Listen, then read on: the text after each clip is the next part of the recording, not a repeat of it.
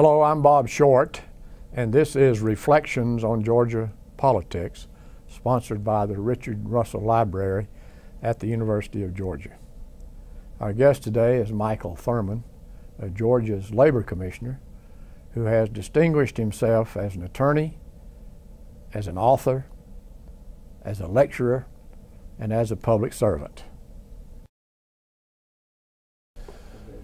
Welcome, Commissioner. We are delighted to have you. Thank you. Delighted to be here. We know you, and we think that you're a very established public servant, and we're delighted to have your life on our program. You were born in Athens, one of 9 children. Yes, actually, I was born near Athens in the Sandy Creek Nature Center, which is now the Sandy Creek Nature Center, but at that time it was just a rural part of Clark County, known as the Sandy Creek area. And my father was Sidney Thurmond, my mother was Vanilla Burton Thurmond, and they farmed the land, which is now encompasses that nature center. They were tenant farmers, sharecroppers, and we worked those fields.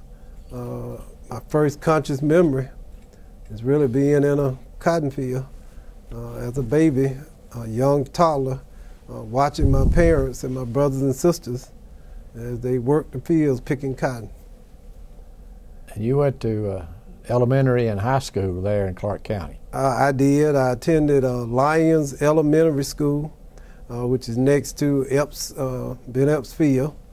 It's now in a National Guard Armory. From there, I spent 1 year at North Athens Elementary School and returned to Lyons Junior High School, where Mr. Howard Stroud was my principal, and then on to Bernie Harris High, which was the all-black high school. I attended all-black segregated schools until my senior year, and then we transferred to what became Clark Central High School, and that was 1971. I was a member of the first graduating class of Clark Central High. Good. And then to college. And then on to college, Payne College in Augusta, Georgia, where I graduated in 1975, majored in philosophy and religion, became very active in student politics.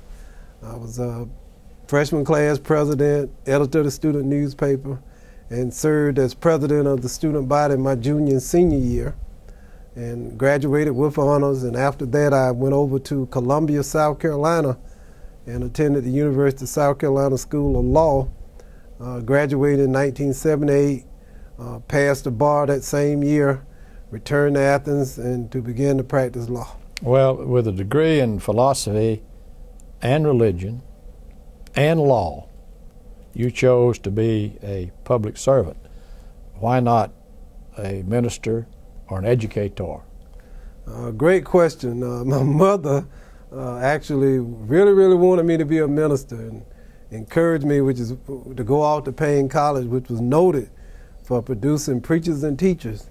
And I was the only person majoring in philosophy and religion who really did not become a minister. Mm-hmm. And I remember close to graduation my senior year, and even though I qualified to graduate, I still hadn't received a call.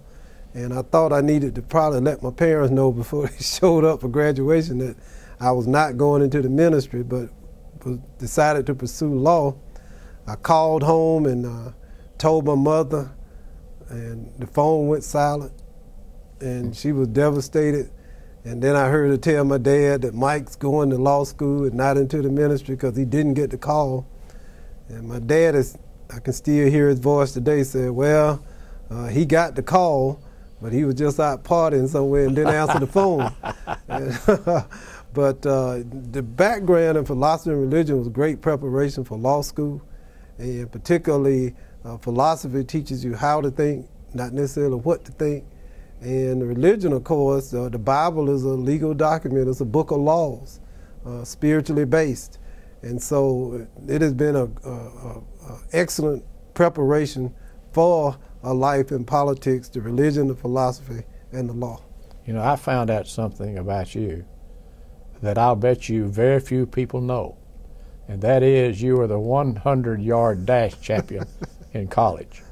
In high school. High school. In high school at Clark Central High.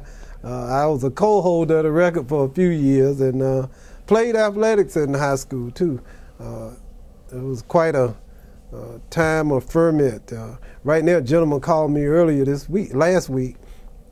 He's writing a book on the disturbances and the demonstrations we had my junior year, which was the spring of 1970, 71, that preceded the consolidation of Bernie Harris and Athens High School into one high school, which was Clark Central. And that was quite a time. And the first time that blacks and whites had participated in athletic events, or, the public schools in Clark County had been segregated for 84 years. And I often look back on that as a unique time. It was a great opportunity for leadership, and it was a time of conflict, but it was also a time of growth and new opportunities and new realities, really. Well, you were a leader of your students at that time. I'm sure that you had definite ideas on how the county should proceed in integrating their schools. Looking back on it, we actually had a vision that kind of extended beyond our very young age of 17 and 18. What we were fighting for was to have not just our school consumed by Athens High, but in fact to create a new system that included both of the high schools, an institution that recognized the history and heritage of Athens High and Bernie Harris. And although there were some difficult times, it actually I did lead the demonstrations, and my first day in court occurred as a result of that. Judge James Barrow issued a restraining order to stop the demonstrations and required us to appear in his courtroom. And I know I was scared. I just knew I was going to prison for the rest of my life. And it was quite a time. And some people I met, Judge Barrow, Denny Gallis, who became the city attorney, who when I returned to law school, I was his assistant city attorney, actually represented us in the hearing that day. Good. So you came back to Athens, you began practicing law. As I understand, the only black-owned law firm in the county at that time. Well, we were the second law firm. There was one other gentleman who actually practiced law, Ken Dyers, but we had a law firm, ultimately grew to 5 members. But 1 year before I started practicing, I did work as assistant city attorney. Former mayor Upshaw Bentley, who was the mayor then, I went in to see Mayor Bentley after I got out of law school, and I think I impressed him, because right on the spot he told me that he's going to hire me to become the new assistant city attorney, and I should report to work first thing Monday morning with Denny Gallis, who was the assistant city attorney, over on Prince Avenue. And so I show up at Denny Gallis's office. He looks at me like, "Who are you?" And he was confused. He told me to step back out in the waiting room. I heard him on the phone calling Mayor Bentley. But what happened was Mayor Bentley had hired me, but he forgot to tell Denny Gallis. So I showed up to a job that didn't exist. And anyway, they accommodated me and assigned me to Mr. Johnny Fowler, who was the city clerk then. My first big job as assistant city attorney was to clean out the vault that's in the old Athens City Hall. And it had dust and grime all over me. So that's how I started my legal career, in the vault at Athens City Hall. But at that point, you were well known and well respected, because shortly thereafter, you were elected to the Georgia House of Representatives, the first African American since God knows when.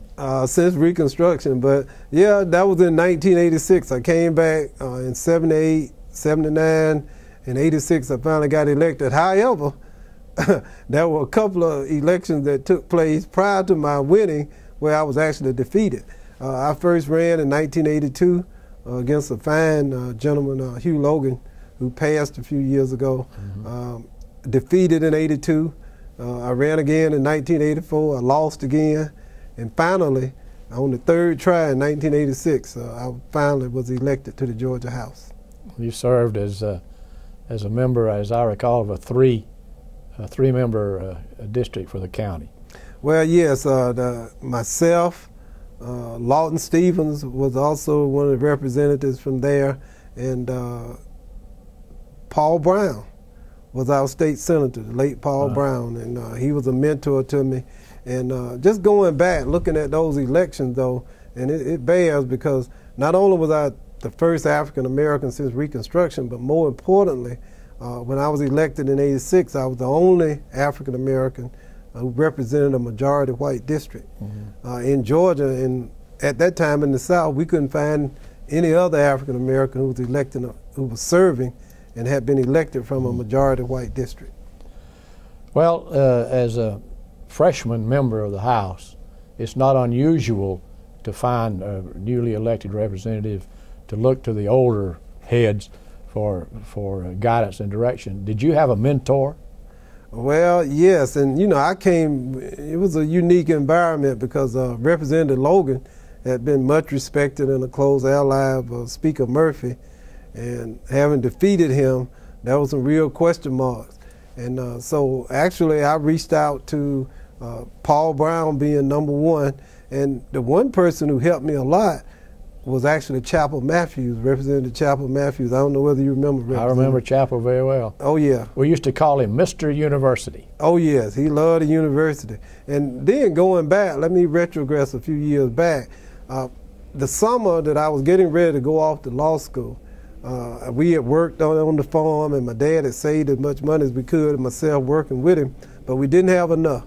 And I had pinned all of my hopes of paying for law school on a Thurgood Marshall, no, it was the Earl Warren Scholarship, and I didn't get it. And so my dad, who had known Representative Matthews for decades, said, we got to go see Mr. Chapel, which is what he called it, and to tell him about our situation, how we need some money. Well, Representative Matthews, first time I ever met him personally, said, well, you go on over there, go on out to law school, and I'll make a call and tell them to go ahead and admit you, and we'll see what we can do about getting you some additional money. Well, I went on out to Carolina and Columbia, and about 3 to 4 weeks later, I got a letter from Earl Warren saying that you've been awarded that scholarship. I don't really know what Representative Matthews did, but to this day, it was $800. I believe that he made the contribution that turned into that scholarship that paid for that first year in law school for me. Do you remember the first legislative bill you ever introduced? Exactly, of course I do. It was a tax credit. It was a low-income tax credit. It turned out to be one of the biggest political fights. I ended up in the middle of a fight between Tom Murphy and Zell Miller. Of all the people you don't want to get up in the middle of, it's Tom Murphy and Zell Miller in a big political fight. And it revolved around the food exemption. What I did was, after my first term, I wanted to be on Ways and Means, because I knew that was a way. I knew appropriations was a bridge too far, but I thought I might be able to start making a name for myself by getting on Ways and Means. It was unusual. Young black legislator begging, and Speaker Murphy told me he wouldn't let me. He said no. And we were at the Biennial Institute at the University of Georgia, and I guess that was in 89, 88, 89, 87, yeah, January 89. I went into the Speaker's hotel room that night over at the Georgia Center, and he had been out all evening shaking hands and politicking, and Mrs. Lunea, who was his secretary, she was in the house and said, let me in, I just want to talk to you. I never will forget that. He was sitting on the edge of the bed in his underwear. And I said, Mr. Speaker, you got to let me on Ways and Means. And I stayed there about an hour. And finally he said, damn it, Mike, I'm sleeping. Okay, you on the committee. And so I got on Ways and Means, and then I filed this tax credit bill. And so Zell Miller, who was then the lieutenant governor, wanted to exempt all foods from the sales tax. And it was moving ahead. Then all of a sudden Georgia hit this huge downturn. And so he couldn't afford it because we were in a recession. It was like 89, 90 recession. And the Speaker was supporting my tax credit. Zell Miller was opposing it. I was in the middle. And one day, And this went on through 2 legislative sessions. And one day I got up came to the General Assembly, and the purpose said, Zell, the lieutenant, the governor, I guess he was governor then, looking for you. When did Zell get to be elected governor? Was it? 90. 90. Yeah. So 91 would have been January, right? Mm-hmm. That January. He said, the governor looking for you. I said, oh my God, I wonder what the governor wants. And then I went to the office and they said, governor want to take you to lunch. You just meet him out of this car. So we go to the comedy club. And on the way over there in the car, he said, all right, Mike, I tell you what, I'm going with your plan. See, because my plan cost about $60 million, and he didn't have the money to finance his plan, which was $400 million. Mm-hmm. So he pulled back during the recession, and that bill became law. And since then, we've generated well over $200 million in tax credit to low-income Georgians and senior citizens. It's still on the book to this day. Mm-hmm. Then eventually, Governor Miller got his sales tax. And so that really is what made me in the House, because I became a hero in the House and kind of saw that big crisis, and then, as they say, I was on my way. Good. What were your other interests? In the legislature? In the legislature. Well, basically, that was it. I worked the 6 years I was there. I spent about 4 years working on that bill, and I was interested in education and also in children's issues and adoption. I served on an special adoption study committee particularly as it relates to special needs children. And I worked with Jim Ledbetter over the Department of Human Resources, which proved to be an opportunity that presented itself later in my career. And we were able to pass new adoption laws that allowed special needs children, children who might have a disability, minority children who obviously find it more difficult to get adopted. We made it, we streamlined the process and opened the door for more adoptions for special needs children. Somewhere along the line, you took time out and ran for Congress. Yes. Would you tell us about that? 1992. That was in 90. I also became chairman of the Georgia Legislative Black Caucus, and that was right during the reapportionment period. And the Democrats at that point were still in power, still controlled the House, the Senate, and as I recall, Newt Gingrich was the only Republican congressman. Seemed like a long time ago, right? It does, yeah. Yes, it does. But that was 1990. And Cynthia McKinney and some of the Black Caucus was split. They had promoted what was called a Max Black plan, which would have created a maximum number of majority black districts. I opposed the plan and came under intense criticism because I felt that if we implemented the Max Black plan, it would really create more opportunities for Republicans. It would create more all-white districts. And by doing that, it would ultimately undermine Democratic power and control in the General Assembly and in Congress. I lost that battle. It went to the Supreme Court. I lost that battle, and the plan was put in place. And then after that session, I decided to run for Congress. That issue, my lack of support for the Max Black plan, became a big issue in the congressional race. Cynthia got elected. I came in either dead last or so close to dead last out of 5 people, I could see the bottom. And it was just me and my naivete. My campaign colors were black and white. My thing was there was one white person in the race, Deloach, and there were 4 blacks. So I thought about, since, you know, my Athens orientation, I was going to run a campaign built on racial cooperation. I was going to play the middle. And, you know, in politics, they say, but one thing in the middle of the road, right? A dead possum. That's the only thing in the middle of a road. So I got waxed. And I always said, looking back on that 92 campaign, I wasn't black enough for the black voters and I wasn't white enough for the white voters. And so I ended up and just wiped out. And seemingly, my career was over in terms of elected politics. But it wasn't. It wasn't. I got a call one day after I was in the summer of '94. I came home, and I was back in Athens practicing law again, because I was in political exile, which is back to Athens, and my dream of politics is over. I come home to my little condo there on Oglethorpe Avenue, Sunset Drive, and have a message saying, want to talk to you. It was I'm calling on behalf of Governor Miller about becoming the director of the Department of Family and Children's Service. It was Jim Ledbetter. And I'm like, what? You know, I knew about it, and so I called him, and heck, we went to see Governor Miller, and what he said, to this day, he still says this about me. He said, now, Michael, you want this job? You sure you want this job? Because, you know, the DFACS director is like the armpit of state politics. You go there to die.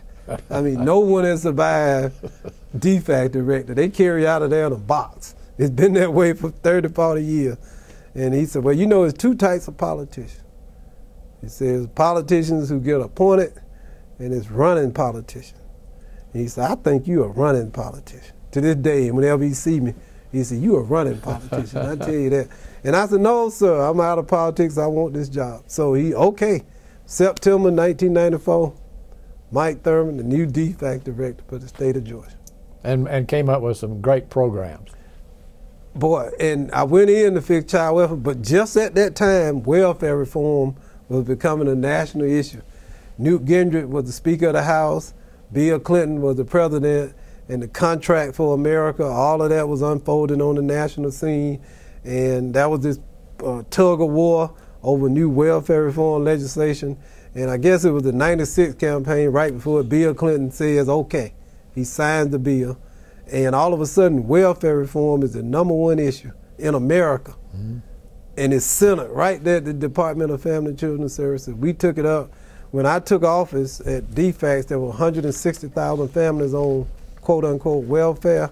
When I left, it had dropped to like 42,000 families. And out of that effort, you know, it was very successful. And I stayed there between 94 and 97. And left there in the minds of some people as a hero with having led the effort to reform welfare in Georgia. I don't think there's any question about that. Work First was your big program. That's right, Work First. And I believe because my parents always worked, we were dirt poor, literally, but they always worked. But I also knew that I had, when in the wintertime, when vegetables weren't growing in the fields, my parents were forced to receive food commodities through the welfare office. I often tell people now, you know, I literally sat in a welfare office. And I grew up to become the director of the Department of Family and Children's Services, which oversaw the welfare program. And I used to tell my caseworkers, I said, be careful how you treat the little children who sit in your waiting rooms, because they might grow up to be your boss.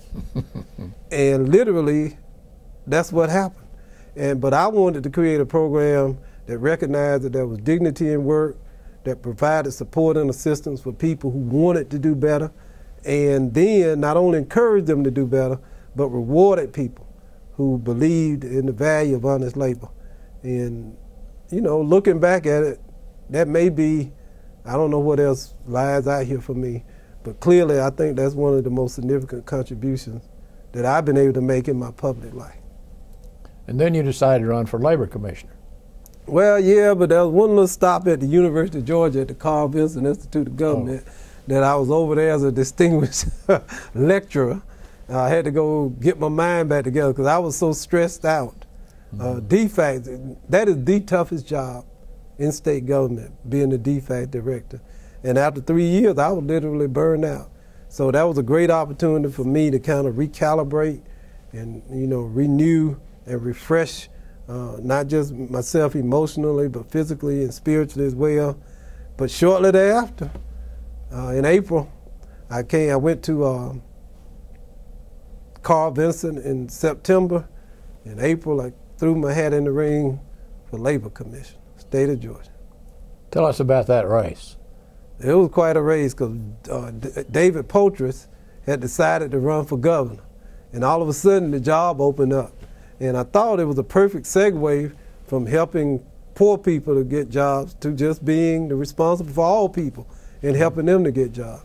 And so I was we had a Democratic primary with Steve Hinson, who was a state senator from DeKalb, who's now my state senator, at my home in DeKalb.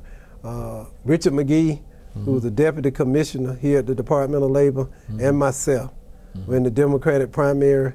I finished first in the primary, but had a runoff against Steve Hinson. And it was a tough runoff, but we were able to win it. And then in the November general election, I faced a perennial candidate in John Frank Collins, who was a Republican nominee. Mm-hmm.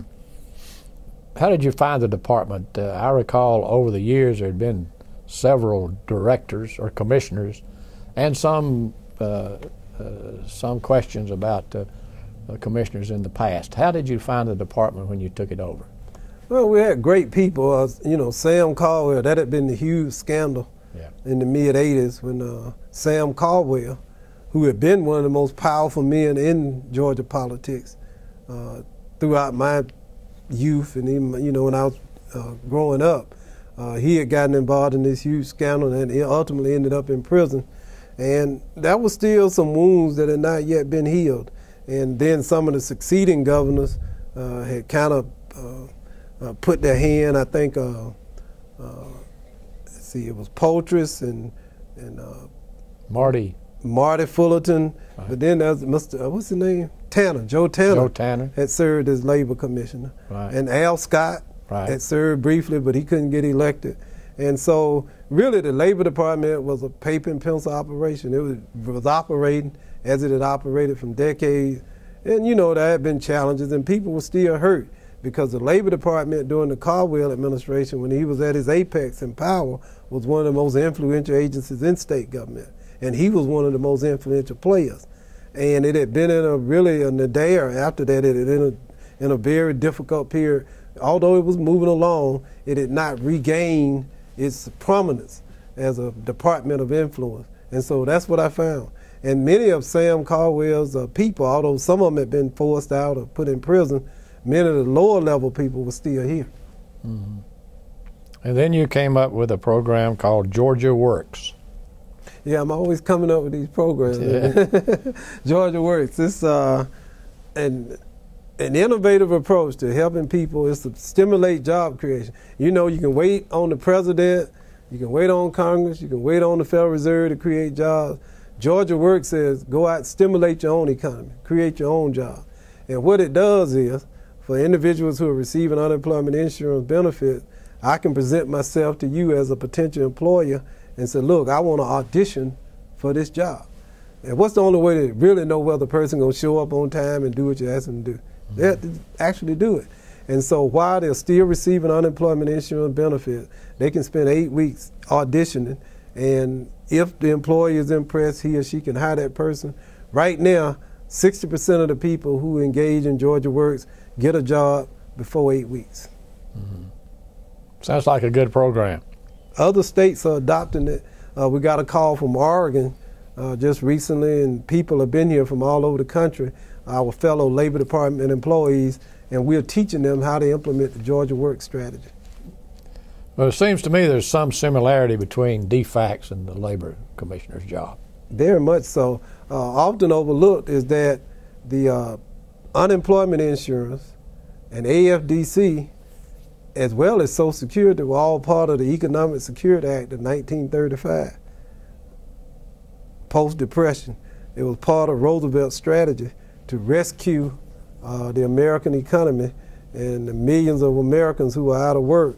So the 1935, what we call Economic Security Act, the Family Security Act, included what was then AFDC, unemployment insurance, eventually what became known as Social Security for people of old age, disabled, and their spouses as well as their dependents. So conceptually, there's a tremendous synergy between the two. One, AFDC, now TANF, was for individuals who are unemployed but did not have jobs, whereas the unemployment insurance program helps people who are unemployed who lost their job. That is the significant difference. What is the relationship between the Georgia Department of Labor and the U.S. Department of Labor? Well, it's like, actually, we are a federal program administered by state agencies. the labor departments were really fully federalized during World War II, when there was a shortage of labor, and with so many men overseas, then it was an imperative that here in the States that the workforce was available, the civilian workforce, to build the munitions and the tanks and the trucks. And so it was federalized so that the federal government could generate the manpower needed to support the soldiers overseas. So we are, in fact, a federal agency primarily controlled by federal rules and regulations, but administered individually by state agencies. And funded by the federal government. Primarily 90% of my budget, we have about a $600 million budget. 90% of my budget is federal and funded by federal dollars. You know, in some states, the labor commissioner is appointed. In Georgia, it's constitutional office. In the great majority of them, I think there are only 3 states out of the 50 who have elected labor commissioners. And right now, in the majority of states, as I pointed out, 47 of them, it's a gubernatorial appointment. But Georgia, and I think this is really, if you look back at the history of it, it goes back to Sam Caldwell and the fact that he was able to maintain a strong labor commissioner's post, independent from the governor's office. And if you look at the programs within the Georgia Department of Labor, there's really no other state that has a concentration of programs within the Labor Department. We have 4,000 employees, and the Labor Department is the largest of the constitutional offices here in Georgia. So you think election is better than appointing? Oh yes, I think, you know, well, if I was governor, I'd probably want to appoint the Labor Commission. But no, I think elected is much better, and it provides an independent voice. And you know, I get hired by the people. And I often tell people my job interviews occur every 4 years. And if the people don't hire me, I don't have a job. I'm just like any other citizen. I think that creates a more accountable commissioner's office. But I think you'll agree that this has not been the best time to serve as labor commissioner, with all the outsourcing of jobs and the resulting problems that you have to face. Well, you know, it's interesting. In January 1999, when I was sworn in, the big issue was the labor shortage. We were at the end of the Clinton administration, and we had created so many jobs you couldn't find the people to fill them. And after that, there was the dot-com implosion, and then 9/11. And we've had hurricanes, Katrina, 50,000 people came to Georgia. We had to try to manage and get them back to work. You name it. And now it's the credit crunch, $4 a gallon gas. And I know one day out in the future, people are going to look at that and say, man, that was cheap. Yeah, $4 a gallon gas. And, you know, mortgages, foreclosures. But the only reason the Labor Department exists is that we have to stand in the breach. We are the first responders during times of economic dislocation. You know, Bill Clinton once said something that you want challenging times. If you're going to be in a position of responsibility, of public service and authority, you want to be there when the times are tough. Mm-hmm. You want to be there when the average citizen, today, 285,000 Georgians unemployed, are unemployed. I consider it a privilege to hold this position, and a trust, because we are responsible. We are the first responders. The people of Georgia elect me to do this job, not just when the times are good, but more importantly, they want somebody they can count on when times are tough, as they are today.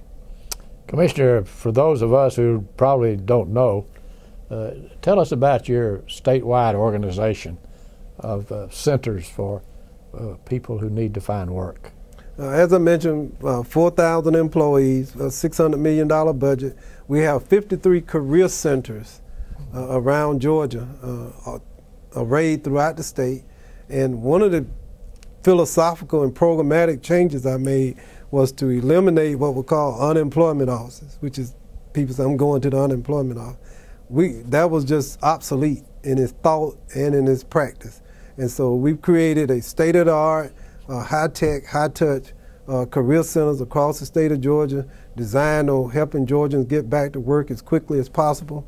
Today, which is July the 21st, 2008, the average length of time it takes to get back to work in America is 15.4 weeks. We get people back to work at 11.3 weeks, and that is the shortest duration in the nation. We're #1 in the nation in getting people back to work.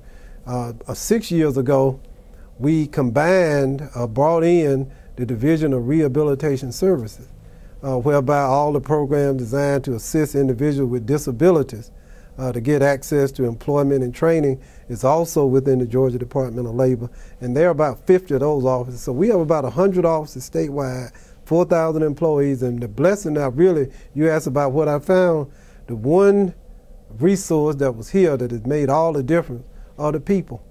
I've changed very few people, but those same people have rallied to my vision and hopefully to my leadership to really make this one of the most successful departments, labor departments in the country. Georgia has several programs for job training. Correct. How does your the department figure in all that? We oversee the Workforce Investment Act, but there are 20 workforce investment areas around the state that actually provide the training. We have a very close partnership with our technical colleges. One of the things I said, we don't train, we finance training, but we help the product of that training, which are those who graduate from our colleges and technical schools and high school. We are a labor exchange. We assist those agencies who train and educate, and once that educated, trained product is completed, we become the labor exchange between the job seeker and the employer. Do you think that outsourcing of jobs has hit the bottom here? Or can we experience what we've had in the past again in the future? Well, we will, but I think outsourcing, the globalization of our economy will continue. You know, the only people who really believe or who advocate that is not going to continue, people running for president maybe, and they all lying, it's going to continue. What we have to do is to make sure, and what we're trying to do is build a 21st century employment security system. Our unemployment insurance system has not been overhauled in a major way since it was established in 1935.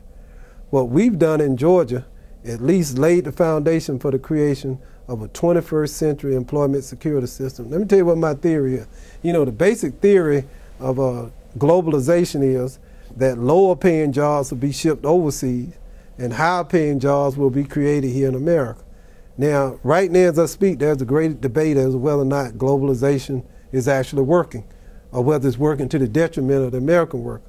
I believe that the jobs are being created here, but we don't have a system that's flexible and efficient enough to help transition those workers in North Georgia who've lost their jobs at the textile mill, to retrain them and upskill them, and then get them prepared and ready and move them into the new jobs being created.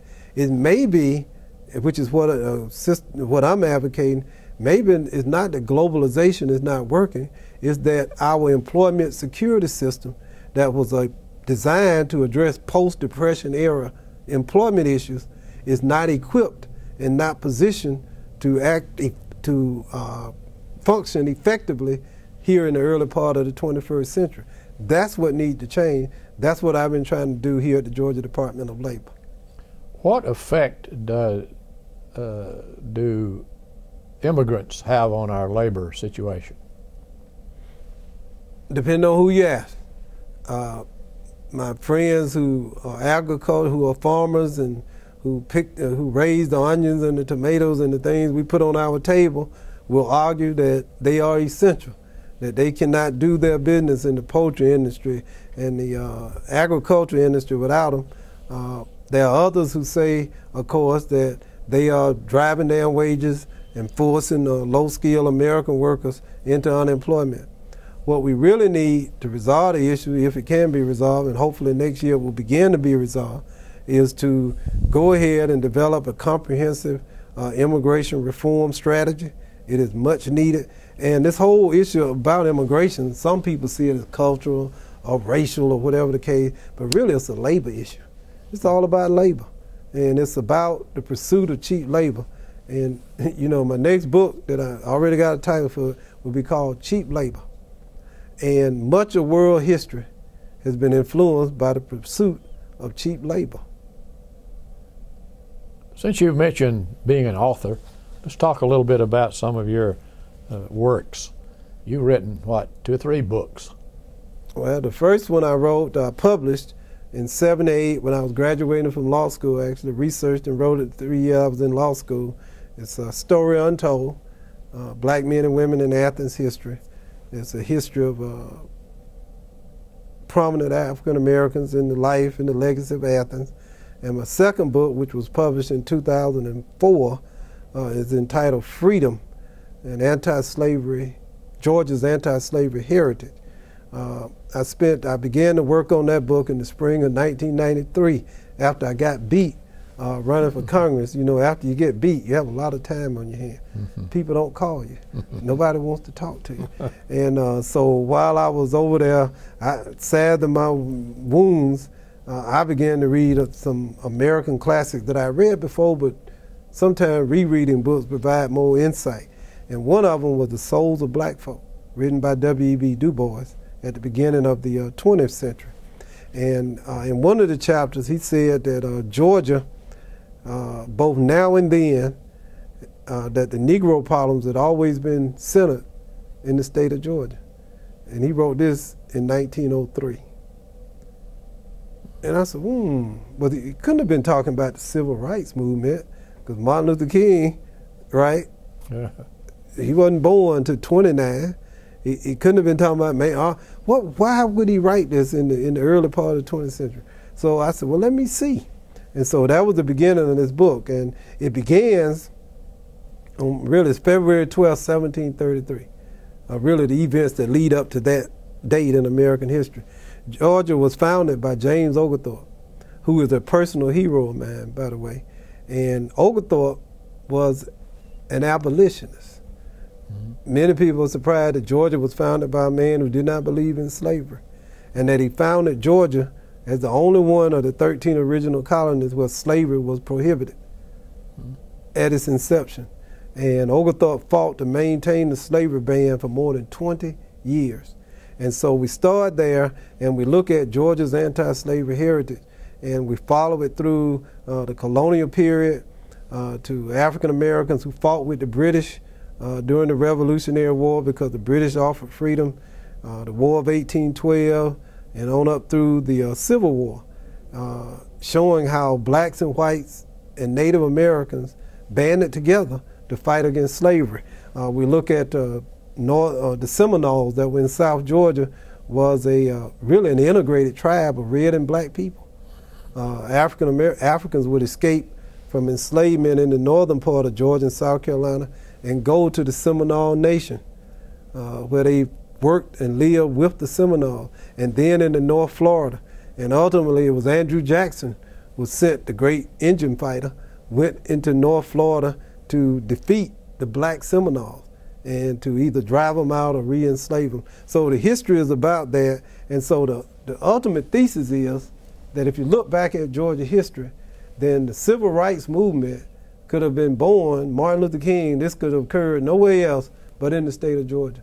Because you had men, you know, we talk about Ivan Allen and Jimmy Carter and Carl Sanders. They were white leaders who were progressive in their era, but that didn't really begin with Ivan Allen or Carl Sanders or Ellis Arnold. It really began with James Oglethorpe. Georgia, from its inception, has had a succession of progressive white leaders, as well as progressive African Americans who understood the value of equality and freedom. So that's kind of what my book details. That's very interesting. Is it available? Yes, it's out of print now. We sold, and I'm proud that the Georgia Historical Society recognized it as the Layla Hall's Book of the Year Award, and the Georgia Center for the Book included it as one of the 25 books all Georgians should read. We've sold out, and I'm in discussion now to hopefully get it second edition printed. Let's talk for a minute about the civil rights movement. Did you have a relationship with Dr. King? No, I did not know him. I was in the 9th grade when he was killed. Hosea Williams? I met him. He came to Athens when we were having our demonstration. You know, obviously after I came to Atlanta, I got to know him.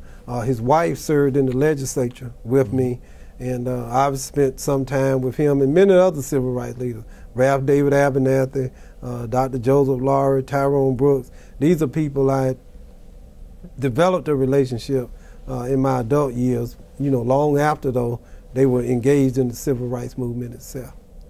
I'm glad you mentioned those names. I wanted to ask you, if you will, about some of the people that you worked with and knew in the legislature. Okay. Tom Murphy. Very much so. Went to his funeral.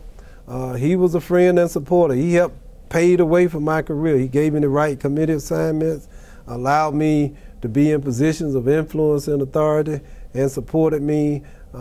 His son worked here for a while. His family, I consider them friends, and attended his funeral a few months back. Mm-hmm. Denmark Groover. Knew Denmark. We were on the Judiciary Committee together, and he, of course, was a consummate lawyer and lawyer/legislator, and we served together on the Judiciary Committee. Bill Lee. The great Bill Lee, chairman of the Rules Committee.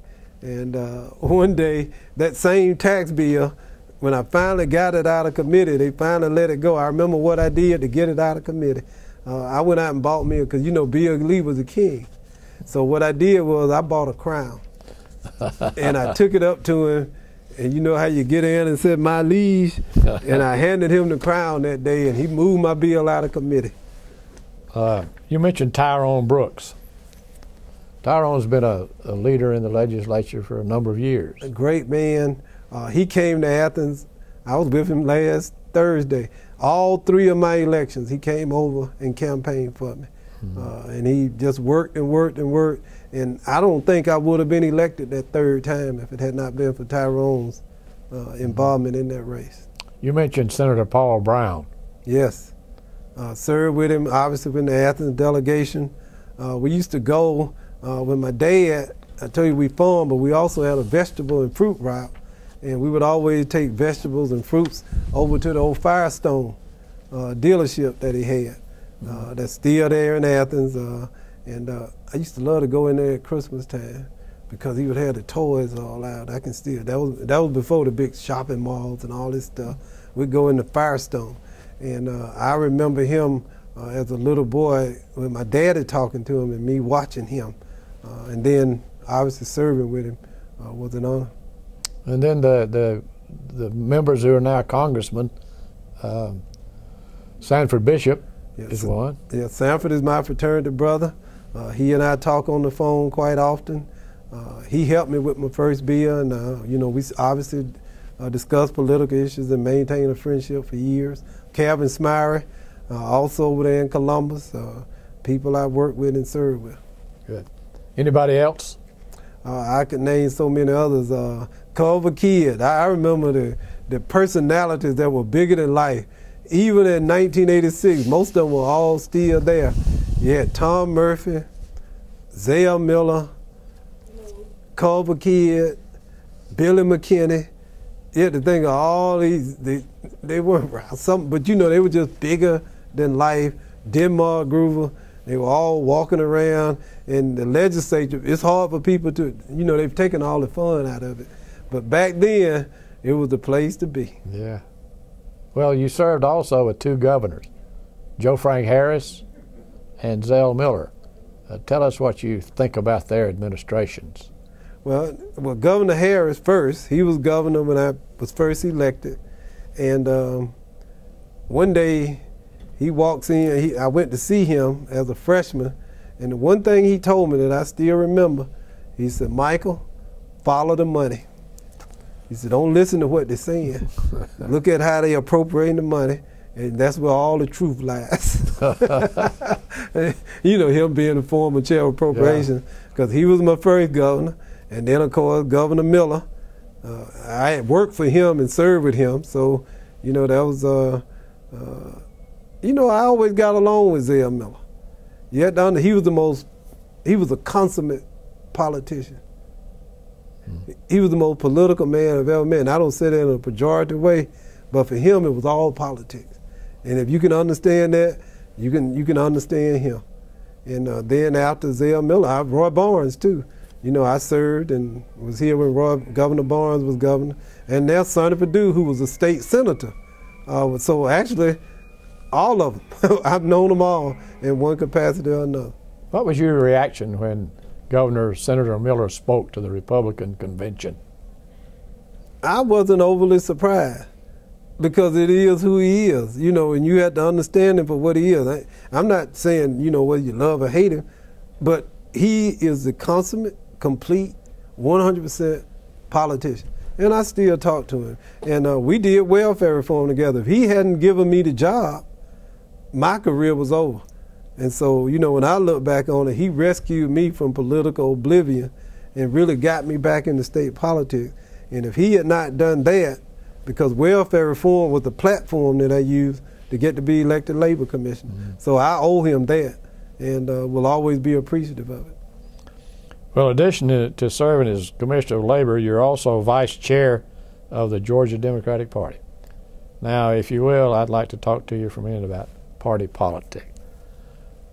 First of all, as we all know, the Republican Party has taken over the General Assembly and the governor's office. Yes. What happened?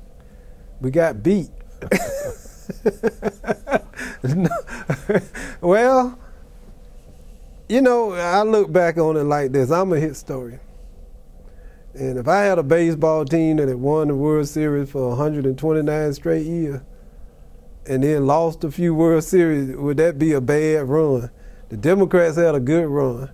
And it was time. It's like pruning your favorite bush. You prune it you know, maybe in the fall, whenever you prune, and it looks all scrubby.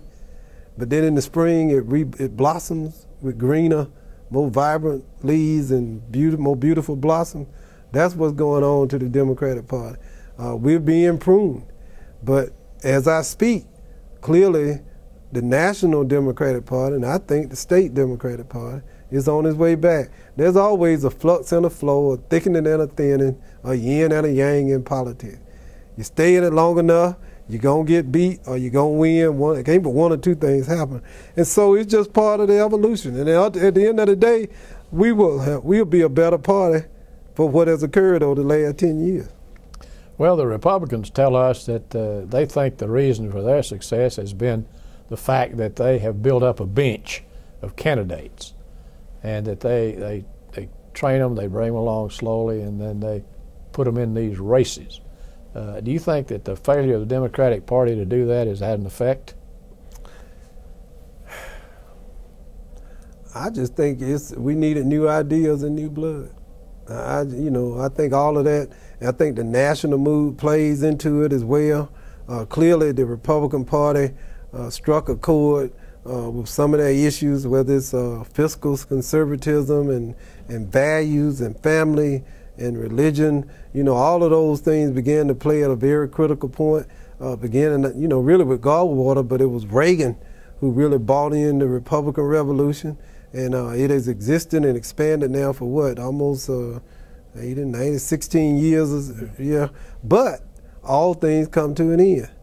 And movements come. I was just reading in the New York Times this weekend how the Republicans are now pulling their hair and gashing their teeth because now they have a deficit of ideas, that they feel like the brand is tarnished, that they are struggling now to find new ideas, and they're in disarray.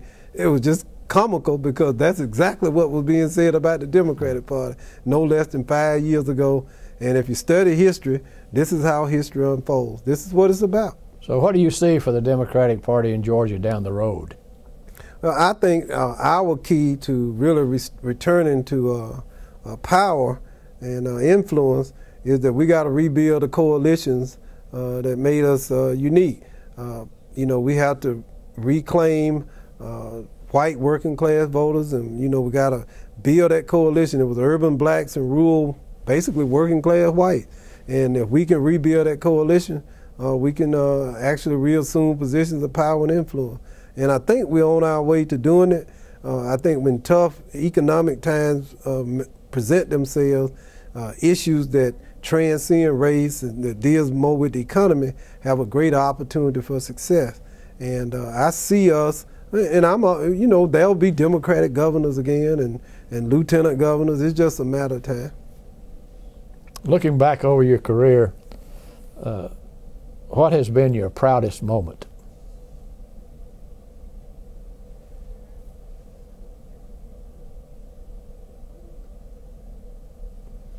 Probably that third election in Clark County. Number one, I was scared to death. People saying don't do it because if you lose 3 times, it's over. And so I just kind of put not just my career, but everything I spent my life working towards, you kind of just put it on the line. And being in a majority white district, people saying you'll never get elected. And it appeared as if that might be true. But we were able to build a coalition, you know, that provided the votes, that made it happen, and just believing that I could, believing beyond, you know, the conventional wisdom. And back then, we have white blacks represented. It was a big deal.